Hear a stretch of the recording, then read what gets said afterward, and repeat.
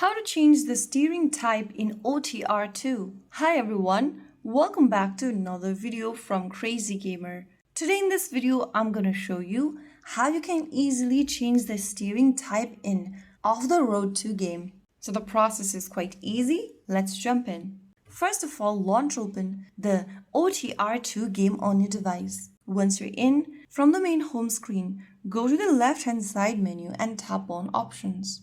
Inside Options, select the Steering option and tap on the button right next to Steering. From here, you can go ahead and change your steering type from Touch, Tilt to Steering Wheel option. Just select your preferred steering type and get back to the game. Now join in a single player or multiplayer mode and you'll be able to notice that you have changed your steering type in the next game. So there you have it. That is how it's done. If you found the video helpful, don't forget to like, share and subscribe to our channel. I will see you again in the next video. Thank you for watching.